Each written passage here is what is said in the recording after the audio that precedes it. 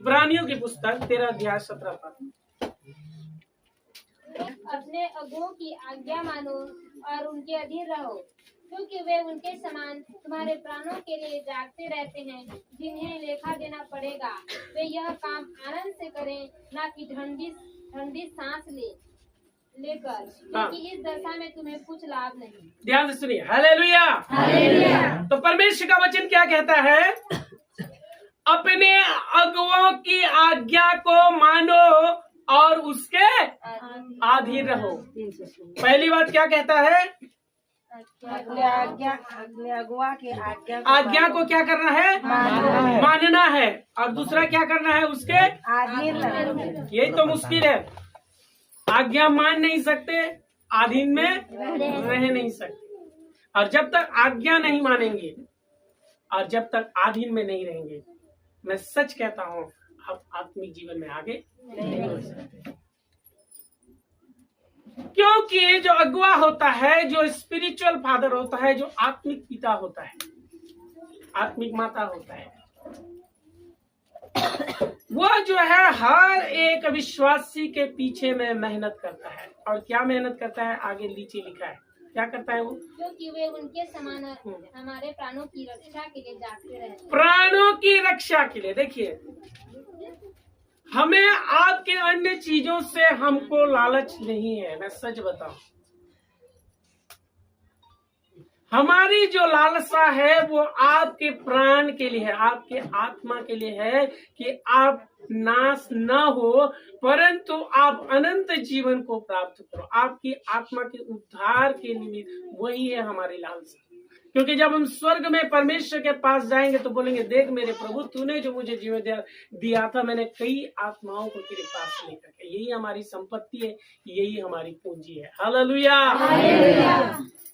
तो प्राणों के उद्धार के लिए क्या करते हैं? 12 बजे रात तक, 1 बजे रात तक, 2 बजे रात तक, और कभी कभी तो रात को सो भी नहीं पाते, जागते रहते हैं। किसी के पेट में दर्द है, किसी के सिर में दर्द है, किसी के और किया है, और रात भर जागते रहते हैं और प्रार्थना करते रहते हैं कि किसी न किसी रीति से परमेश्वर ये तुझ में बना रहे, ये तुझसे अलग न जाए। और ये काम कैसे करना है? यह काम आनंद से करें। आनंद से करना है। जब भेड़ अपने चरवाहे को, अपने अगुवे को, अपने पास्टर को आनंदित नहीं कर सकता, उस समय में ये आनंद से नहीं, बल्कि कैसे करता है? ठंडी सांस लेकर के। ठंडी सांस, समझ रहे हैं? ठंडी सांस, ठंडी सांस लेना। पढ़ो समझोगे, पढ़ो। ठंडी सांस ले लेकर, क्योंकि इस दशा में तुम्हें कुछ लाभ नहीं। कुछ लाभ नहीं। अगुवे को दुखी करने वाली बातों को, दुखी करने वाले कामों को करने को, मैं सच बताऊं, जब हमारे प्रिय भाई और बहन की ओर से जब हमें खबर मिलता है कि वो परमेश्वर के वचन के अनुसार नहीं चल रहे हैं, जिन परिस्थिति से बाहर आए हैं, जो गलतियों को उन्होंने पहले किया था, और जब हमें पता चलता है कि उन्हीं गलतियों को दोहरा रहे हैं, तो मालूम अंदर से बहुत हमें दुखी होता है। बहुत, मैं सच बता रहा हूँ, बहुत दुखी है। क्योंकि मैं नहीं, बल्कि दुनिया के हर एक अगुवे अपने विश्वासियों के लिए परिश्रम करते हैं, और जब वो मेहनत करते हैं, उनके लिए जागते हैं, उनके लिए प्रार्थना करते रहते हैं, उनके लिए उपवास करते हैं, उनको परमेश्वर के वचन से बढ़ाते रहते हैं, उनके चंगाई के लिए प्रार्थना करते हैं, उनके छुटकारे के लिए प्रार्थना करते हैं, और जिस परिस्थिति से, जिस गलत कामों को छोड़ करके वह प्रभु में आया और पास्टर आनंदित होकर के उसको जो है आगे बढ़ाने का कोशिश करता है, और जब उसको पता चलता है कि वह जो है परमेश्वर के वचन के विरुद्ध में चल रहा है, तो दुख को शायद हम नहीं समझ पाएंगे। पिछले दिनों में कुछ लोगों ने ऐसा हमारे साथ कुछ ऐसे बातों को किया, मैं बता रहा हूँ, गवाही के तौर पर बता रहा हूँ। और जब उसके कामों को हमने सुना, उनके कामों को देखा, उनके रवैये को देखा, कि कई ऐसे लोग इस संगति में आने के द्वारा वो परमेश्वर के राज्य की ओर बढ़ रहे थे, लेकिन किसी ने विद्रोह करके उन परिवारों को परमेश्वर के रास्ते से अलग कर दिया, जिनके लिए हमने बहुत मेहनत किया, बहुत प्रार्थना किया। और मैं बता रहा हूँ, कई रात तक, आपकी दीदी तो उनके लिए कई रात तक सोने, मुझे भी बहुत बुरा लगा। और आज भी जब हम याद करते हैं उस घटनाओं को, तो आज भी हम दुखी हो जाते हैं। क्यों मैं बता रहा हूँ? क्योंकि मेरे प्रियो, परमेश्वर ने आपको इस जगह में लेकर के आया है। आप यदि परमेश्वर के वचन के विरुद्ध में चलते हैं और नरक की ओर आपका कदम बढ़ता है, तो परमेश्वर को हमें हिसाब देना है। आप बोलेंगे हमारी जिंदगी हमारे मर्जी आमन जैसे चल रहा है, पास्टर ना क्या करेगा, लेकिन परमेश्वर पास्टर से पूछेगा, याद रखना। वो मेरे को बोलेगा, दीदी को बोलेगा, जो भी हमने सेवा के लीड़ा को उठाया, परमेश्वर बोलेगा मैंने तेरे को फलाने व्यक्ति को दिया था, मैंने फलानी बहन को तेरे पास भेजा था, तूने उसको सुसमाचार दिया, तूने उसके लिए चंगाई का प्रार्थना किया, तूने उसको मेरे वचन पर बढ़ाया, लेकिन वह व्यक्ति कैसे बैकस्लाइड हुआ, क्या तूने उसका केयर नहीं किया? हालेलुया, समझ रहे ना? लेखा कौन देगा? भगवान लेखा देगा।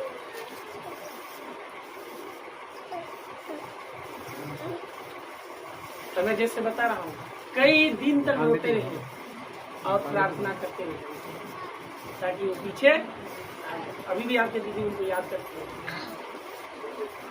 क्यों मालूम है?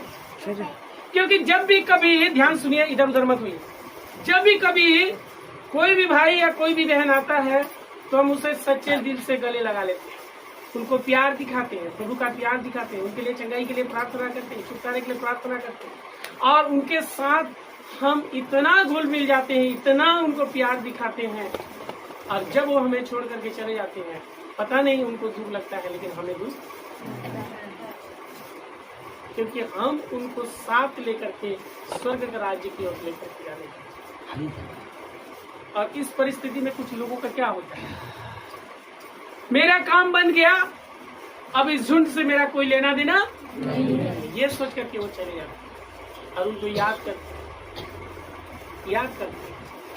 अब लोग पता नहीं याद करते हैं नहीं करते हैं, मुझे नहीं मालूम, लेकिन हमें याद रहता है कि फलाना भाई इधर बैठता था, फलानी बहन इधर बैठती थी, और वो किस तरह से बात करती, किस तरह से आराधना करती, किस तरह से ताली बजाती थी, एक एक बात हमको याद रहती। Hallelujah, hallelujah. तो परमेश्वर का वचन कहता है कि अपने अगुए का आज्ञा को मानो और उसके अधीन में रहो, क्योंकि वो तुम्हारे लिए क्या करते हैं, क्योंकि वे उसके समान तुम्हारे प्राणों की रक्षा के लिए क्या करते हैं, जागते रहते हैं। जिन्हें क्या करना पड़ेगा, अब मालूम था ये बात आपको? एक विश्वासी प्रभु के पास आता है और वो सच्चे दिल से विश्वास करता है, और सच्चे दिल से विश्वास करने के बावजूद मैं उसको कुछ दिन तक परखते रहता हूँ, कुछ दिन तक टेस्ट करते रहता हूँ, और जब उनका बपतिस्मा हो जाता है तब जाकर के वो फिर टेढ़ी चाल जब चलने लगता है ना, तो मुझे भी लगता है कहाँ के कहाँ बपतिस्मा, क्योंकि उसके बाद मेरा काम बढ़ जाता है। यदि वो प्रभु को छोड़ करके, संगति को छोड़ करके वो गलत रास्ता पर पकड़ जाएगा, तो मुझे फिर मेरे परमेश्वर को हिसाब देना पड़ेगा, लेखा देना पड़ेगा। परमेश्वर मुझसे पूछेगा कि बेटा मैंने उसे तेरे पास भेजा, उसे तूने संगति में लिया, वचन में उसको तूने आगे बढ़ाया, फिर ये क्यों अलग जा रहा है? उसके लिए फिर मेरे को अलग से उसके लिए मेहनत करना पड़ता है, उसके घर जाना पड़ता है, उसको समझाना पड़ता है क्या परिस्थिति, क्या बातें हैं। और ये क्यों होता है मालूम? ये इसलिए होता है क्योंकि जो आज्ञा हम उन्हें देते हैं वो आज्ञा को मानते नहीं है, और आधीनता में रहना नहीं। Hallelujah, hallelujah. अधीनता में रहना। जो विश्वासी अपने अगुवे के अधीन में नहीं रहेगा तो कभी आगे नहीं बढ़ता। हालेलुया। तो अधीनता में रहना ये हर एक व्यक्ति नहीं चाहता। हर व्यक्ति चाहता है कि वो स्वतंत्र रहे। सही है, स्वतंत्र रहे। इसलिए किसी किसी चीज में, किसी किसी परिवार में कोई सास भी है, कोई ननद है, कोई और रिश्ता है, या पति भी क्यों न हो, और यदि वो किसी किसी कामों में, किसी किसी बातों में टोका टोकी करने के समय में किसी किसी को पसंद नहीं आता, हो सके तो अगुआ भी इस रीति से किसी किसी कामों को करने के लिए, न करने के लिए भी क्या करेगा। मैंने नशे के बारे में कितने बार मैंने लोगों को टोका है। टोका है कि नहीं? कई लोगों को टोका है कि नहीं टोका? साथ साथ उनकी पत्नी लोगों को भी मैंने। लेकिन बहुत से लोग हैं जो अभी तक नशा नहीं छोड़ता है। और कोई कोई भाई बहन तो इसलिए नहीं आ पाते कि जब देखो पास्टर जो है टोकते रहते हैं, नशा छोड़ो, नशा छोड़ो, नशा छोड़ो। क्योंकि मुझे मालूम है कि वचन कहता है कि पियक्कड़ जो है स्वर्ग के राज्य में प्रवेश नहीं करेगा। और हमें तो पीना है, इसलिए पास्टर का आज्ञा मानना भी नहीं है, उनका टोका टोकी सुनना भी नहीं है, इसलिए हम नहीं जाएंगे। तो बताइए, अब वो व्यक्ति यदि उस नशे के चक्कर में यदि वो चला जाता है तो परमेश्वर मुझसे हिसाब मांगा, फंस गया ना। आप तो आए 2 दिन प्यार मोहब्बत दिखा दिए, प्यार मोहब्बत दिखा दिए, और लास्ट में बोले कि हम अपना नशा नहीं छोड़ेंगे और निकल लिए। लेकिन परमेश्वर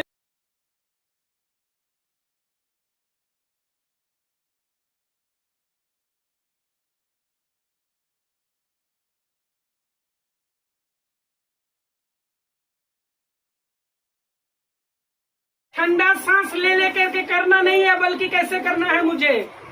अगुवे को ठंडी सांस मतलब चलो ठीक है, कर लेते हैं, देख लेते हैं, इसी रीति से ठंडी सांस लेकर के नहीं, कैसे करना है, आनंद से करना है। हालेलुया। ये काम मुझे कैसे करना है, करने दोगे तब ना। आनंद से इस काम को करने दोगे तब ना।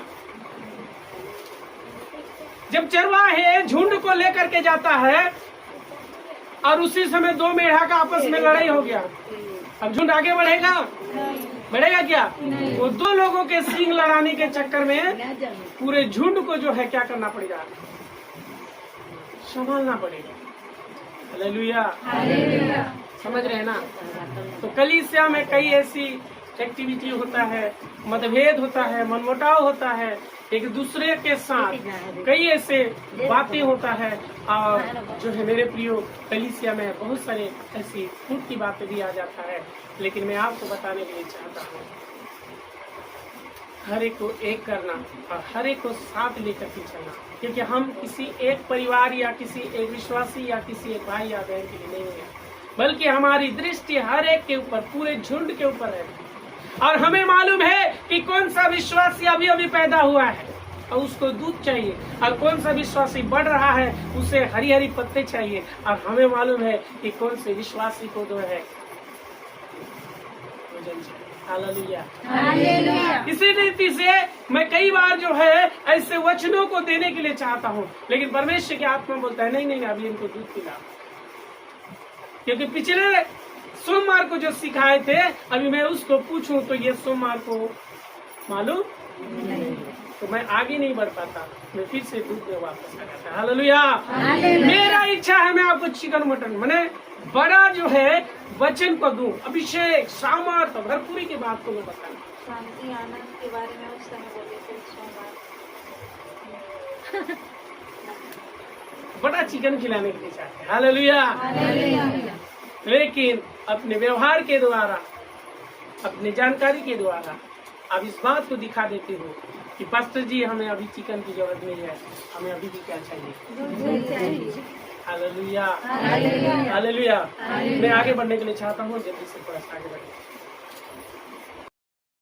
में तुम्हें कुछ भी लाभ नहीं होगा। मैं सच कहता हूँ, अपने माँ को, अपने बाप को दुख दो, आपको कुछ मिलेगा। लेकिन यदि आप अपने अगुए को दुख देने का कोशिश करोगे, आपको कुछ भी लाभ क्योंकि परमेश्वर ने उन्हें जो दिया है उनके द्वारा जो आपको देगा।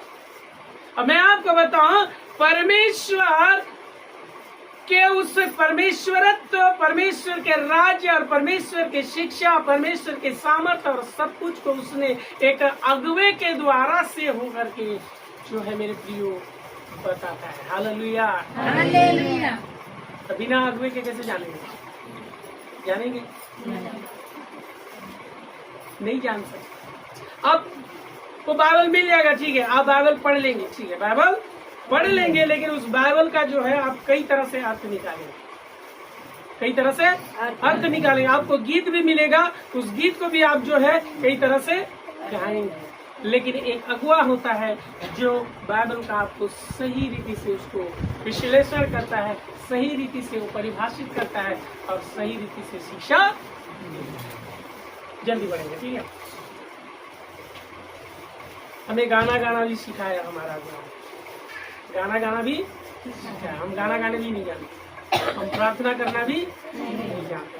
सीखे, अगुआ सिखाया, उसके बाद फिर पवित्र आत्मा सिखाया, तभी भी हम सीखते नहीं जाते। हालेलुया। जिसके अंदर सीखने का स्वभाव नहीं तो कभी भी सीख नहीं पाएगा। एक व्यक्ति सीखता है, पूरी उम्र भर सीखता है। मैं अभी भी सीख रहा हूँ, मैं अभी भी सीख रहा हूँ कि बेहतर से बेहतर मैं अभी कर सकूं। हालेलुया। पहला तीमुथी 17:5-17 जल्दी से पढ़िए, काफी जल्दी से। सुनाने और सिखाने और परिश्रम करते हैं, 2 गुना आदर के योग्य समझे जाएंगे। जो प्राचीन अच्छा प्रबंध करते हैं, विशेष करके हुए जो वचन सुनाने और सिखाने में परिश्रम करते हैं, कितना गुना? 2 गुना। जो वचन का शिक्षा देते हैं वो 2 गुने आदर के योग्य समझे जाए, बोलते थे परमेश्वर का वचन। हालेलुया। अब जानिए कि वचन का शिक्षा कितना महत्वपूर्ण है। मैंने पिछले दिनों में बताया आप लोगों को, एक गवाही बता रहा हूँ, ठीक है, कोई बात नहीं। परमेश्वर से एक वरदान में मांग रहा था, ठीक है, मैं अन्य भाषा का वरदान मांग रहा था। और उन दिनों में मैं 2003 की बात बता रहा हूँ, और उन दिनों में मैं तेलुगुना क्षेत्र में था, बागबाहरा क्षेत्र में था, और मैं साइकिल में जो है कलीसिया लगाने के लिए बिल्डिंग में जाया करता, ठीक है, बता रहा हूँ, थोड़ा सा पुराना है। और मैं उपवास में था, मैं प्रार्थना में था, मैं साइकिल में चलता था, और मैं बहुत प्रार्थना करता था कि प्रभु मुझे अन्य भाषा का वरदान दे दे दे दे दे, दे। बहुत तरस रहा था, बहुत मांग। और एक दिन मेरे अगुआ प्रार्थना कर रहा था, एक गाना को गाया और मैं आत्मा से भरा और मेरा अन्य भाषा सुन रहा। हालेलुया। हालेलुया। अब जिस चीज के लिए मैंने तरसा, मुझे मिला, मैं उसके महत्व को जानता हूँ, मैं उसके महत्व को जानता हूँ। लेकिन जब वह वरदान हमारे जीवन में सक्रिय हुआ और इस वरदान के द्वारा जब परमेश्वर काम करना शुरू किया, और उसके बाद जो है इस सेवकाई में जब लोग आना शुरू किए, अब लोग आना शुरू किए और लोग आते और उन्हें अन्य भाषा की वरदान को पाने के लिए उनको तरसना नहीं पड़ता है, उसको जो है इम्पार्ट कर देते हैं और वो अन्य भाषा में। कुछ लोगों को तो फोन ही में प्रार्थना करने से फोन में अन्य भाषा में, कुछ लोगों को प्रार्थना कर रहे हैं और अन्य भाषा में। हालेलुया। हम में से कितने लोगों को अन्य भाषा का वरदान मिल चुका है? कितना कितना तब जब किए बोले, कितना तब जब किए? कर रही थी और अन्य भाषा में प्रार्थना कर रही थी, मिल गया ना। लेकिन उसको पाने के लिए हमने कितना उपवास किया, कितना प्रार्थना। मेरे कहने का मतलब ये है कि परमेश्वर से हमने मांगा, परमेश्वर ने हमें दिया, और उस चीज को हम परमेश्वर से मांग करके प्राप्त किए। परमेश्वर ने हमें भरा उससे, और इतना भरा, इतना भरा, इतना भरा कि अभी हम अपने आत्मिक बच्चों के लिए प्रार्थना कर देते हैं और उनको मिल जाता है।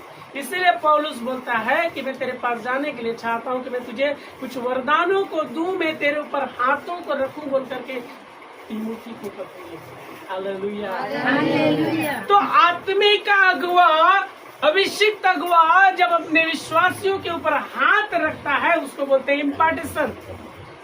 और आज मैंने उसको भी लिखा था कि आज हम जो है और एनोइंटिंग ऑयल के द्वारा ले हैंड प्रेयर करेंगे, लेकिन मुझे मालूम नहीं है हमें समय मिलेगा कि नहीं मिलेगा। हालेलुया। ध्यान सुनिए, चुपचाप बैठिए, ठीक है।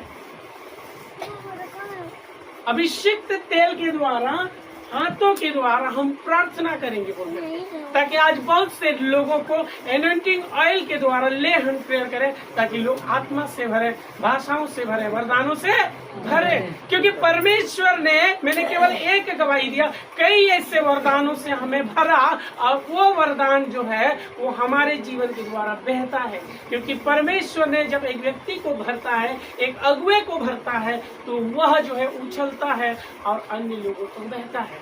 इसलिए दाऊद कहता है कि मेरा कटोरा उमड़ रहा है। अब कटोरा भरा है तो क्या करेगा? ये तो होता है, जब आप भरते जाएंगे तो क्या होते जाएंगे? परमेश्वर के प्रेम में भरेंगे तो आप लोगों को क्या देते जाएंगे? प्रेम देते जाएंगे, प्रेम देते जाएंगे। कोई भी आपके पास, एक बार भाई के पास एक भाई जो है दुष्ट आत्मा से भरा हुआ मेरे पास है। मालूम है, दुष्ट आत्मा को लोग डर के मारे प्रार्थना करते हैं, उनको दूर से छूटे, है ना। ये जैसे दुष्ट आत्मा से भर करके मैंने गले लगा, गले लगा लेने के बाद वो छटपटा के अलग हो। हालेलुया। क्योंकि प्रेम ऐसा एक अभिषेक है जिसको परमेश्वर ने दिया, वो हर एक को क्या करेगा? प्रेम करेगा। मुझे उससे प्रेम है, लेकिन उसके अंदर के दुष्ट आत्मा से मुझे नफरत है। हालेलुया। और आज मैं ये बताने के लिए चाहता हूँ कि मेरे प्रियो, जो प्राचीन है, जो अगुआ है, जो वचन का शिक्षा देता है, वो 2 गुने आदर के योग्य है। आप यदि सच में अपने अगुए को अगुआ जान करके, शिक्षक जान करके, मार्गदर्शक जान करके, रखवाला जान करके यदि आप उसका सम्मान करते हैं, तो मेरे प्रियो उनका अभिषेक आपके जीवन में काम करेगा। इसलिए मैंने कहा मेरे अगुए का अभिषेक यदि मुझ पर आना है। मैं एक बार एक प्रभु के अभिषेक व्यक्ति को मैंने एक नया जो है जैकेट खरीदा हुआ था, और मैं उनके पास लेकर के गया। मेरे अंदर में ये इच्छा था कि मेरे जैकेट को पहला पहन दे और उसके बाद उसको मतलब मैं यहाँ ऐसे भूखे लोग नहीं देखा। अभिषेक के लिए मैं बहुत भूखा था, अभी भी मैं अभिषेक के लिए बहुत भूखा। हालेलुया। इसीलिए तो मैं अपने अगुए के जूते तक को पोंछने के लिए, उनके कपड़ा तक साफ करने के लिए मैं क्यों बता रहा हूँ? मुझे किसी न किसी रीति से उसके अंदर में जो अभिषेक है, परमेश्वर का सामर्थ है, वो मुझ तक आना है। एलिया इस सीक्रेट को जानता है, एलिसा ये सीक्रेट को जानता था। इसीलिए जब एलिया स्वर्गारोहण स्वर्ग की ओर उठाए लिए जाने वाला था, एलिसा इसी बात को माना, क्योंकि एलिया ने कहा कि तुझे क्या चाहिए? तो एलिसा ने कहा कि तुझ में जो आत्मा है उसका मुझे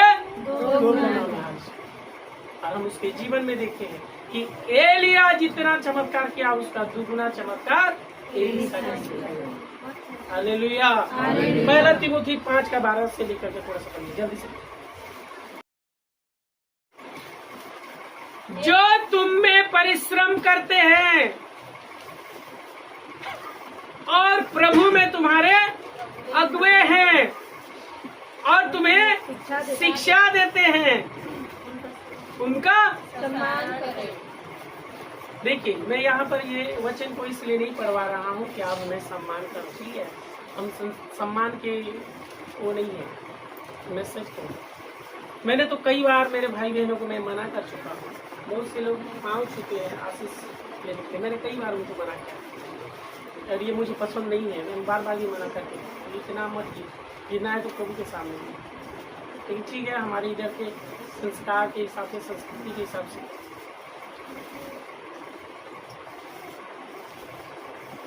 परमेश्वर का वचन कहता है सम्मान करने की। मालूम है मुझे कौन सा सम्मान मुझे पसंद है, मैं बताऊं सच में।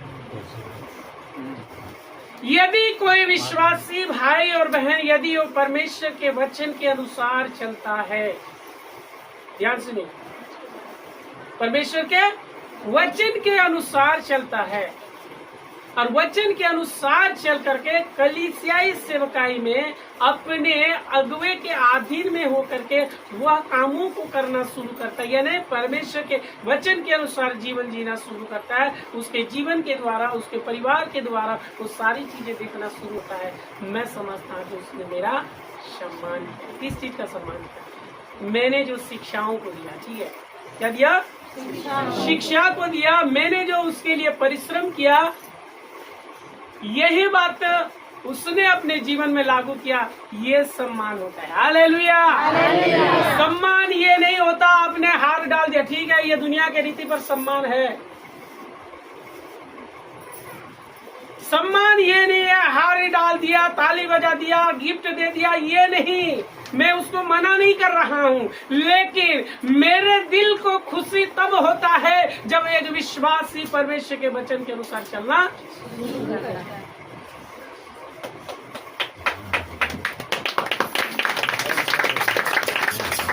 और यदि उसका जीवन, उसका चरित्र नहीं बदलता ना, मैं बहुत दुख होता है। इसलिए मैंने कहा ना, कभी कभी आपकी दीदी के साथ हमारा थोड़ा सा चलते रहता है, क्योंकि वो बहुत प्यार दिखा देते हैं और मैं उनको बोलता हूँ हालेलुया। मैं बोलता हूँ इतना प्यार नहीं दिखाएंगे, बोलती नहीं है प्यार दिखाएंगे। मैं बोलता हूँ इतना प्यार नहीं दिखाएंगे, बोलती है प्यार दिखाएंगे। इतना प्यार मत दिखा, जब वो प्रभु के वचन के विरुद्ध में चलेगा तो तेरे को ही दुख होगा। और कई लोग दुखी कर भी देते। हालेलुया। क्योंकि मुझे लगता है कि मैंने जो सिखाया उसको, मैंने जो उनको आचरण करना, ये बात को उनको सिखाया, उनको प्रेम दिया, उनके लिए प्रार्थना किया, उनके लिए जो करना था हम एक आत्मिक अगुवे होने के नाते उनके लिए किए, लेकिन वही गलती को फिर से दोहराया और उसके घर से फिर आया गया, अरे फिर से पी लिया, जिंदगी बर्बाद कर दिया। फिर से घर पाना है, फिर से हमारे पास फोन है, बोले क्या कर रहे भैया, आप फिर से पीटना भी शुरू कर दिया है। बताइए अगवा को कितना दुख होगा। अब उसके घर वाले कम रोते हैं और हम ज्यादा रोते हैं, बोलते हैं इतना परिश्रम किए, नहीं पिएगा, लेकिन फिर से वो उस गलती को दोहरा दिया। दुख होता है, मैं सच बताऊं, आप में दुख देखते हैं। मैं बोल रहा हूँ ना, ये टावेल, गमछा, ये माला, ये से कुछ नहीं होगा। अब वचन के अनुसार चलो। हालेलुया। आप परमेश्वर के वचन के अनुसार चलो, हमें खुशी होता है। क्योंकि यदि आप परमेश्वर के रास्ते को छोड़ करके गलत रास्ते की ओर चले गए तो परमेश्वर मुझसे हिसाब मांगेगा। पढ़े ना पहली बार, लेखा मुझे देना पड़ेगा। एक व्यक्ति भी गलत रास्ते पर चला गया, परमेश्वर बोलेगा कैसे उसको तू संभाल। मुझे जो सिखाना मैंने सिखाया, मुझे जो बताना मैंने बताया, उसके लिए चंगाई के लिए प्रार्थना की और चंगा भी हो गया, उसके जीवन का छुटकारा भी हो गया, वो आशीषों के ऊपर आशीष भी पाया। सब कुछ मिलने के बावजूद भी एक व्यक्ति यदि वो संगति में किसी कारण से, चाहे वो भेड़ों के बीच में लड़ाई हुआ या पता नहीं भेड़िया ने उनको बहका दिया, पता नहीं किसी भी कारण से वह व्यक्ति यदि संगति को छोड़ करके अलग चला जाता है, अगुवे को दुख होता है। Hallelujah, hallelujah. और मैं हमेशा जो है किसी कामों से दुखी हूँ, मेरा हृदय घायल हो जाता है। मेरे से ज्यादा दीदी जो है वो दुखी होती है, रोती नहीं। हालेलुया। मैं क्यों बता रहा हूँ? क्योंकि आप तो चले जाएंगे लेकिन परमेश्वर हमसे हिसाब मांगेगा। कभी आपने सोचा है नहीं सोचे ना? मुझसे हिसाब तो पूछेगा फलाने कहाँ गया, तो मुझे हिसाब देना होगा। परमेश्वर ने पूछा, केन और हाबिल के बीच में लड़ाई चला, और परमेश्वर ने आकर के केन से पूछा, तेरा भाई? उसने क्या बताया? मुझे क्या है ना, मुझे आज परमेश्वर आपसे भी पूछेगा, तेरा भाई तेरी बहन कहाँ है? तो आपस में ढुसुम हुआ, तो बोले पूछे क्या कर। हालेलुया, ध्यान रखना है, क्योंकि हम सब मसीह में एक है, एक पिता के संतान है। जल्दी वचन की शिक्षा पाता है वह क्या करे? सब अच्छी वस्तुओं में सब अच्छी वस्तुओं में अपने सिखाने वाले को क्या करे? करे। अच्छा हिंदी में बोलो, क्या करे? हिस्सेदार बनाए। क्या करे? हिस्सेदार बनाए। हाँ, अब बताइए क्या लिखा है, बताइए इसको थोड़ा सा लिखिए। जो वचन की शिक्षा पाता है कौन? बोलिए मैं।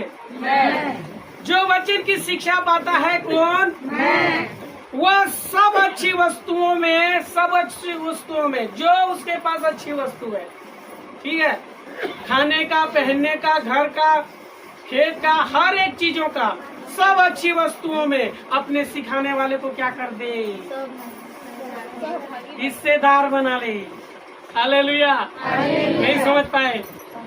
बोले कौन कौन नहीं समझी? अब करो। आपके अच्छे चीजों का हिस्सेदार बनाना है किसको? हालेलुया। जब आप अपने लिए अच्छे अच्छे चीजों को खरीदते हैं तो क्या याद नहीं आता कि मेरे सिखाने वाले को भी इसमें मैं क्या करूं? है? भागी बनाओ, उनको हिस्सेदार बनाओ। मेरे घर से, मेरे परिवार से, मेरे जीवन से जो भी अच्छी चीजें हैं, मैं अपने सिखाने वाले को उसमें क्या करूं? जाना चाहिए कि नहीं जाना चाहिए? जाना चाहिए।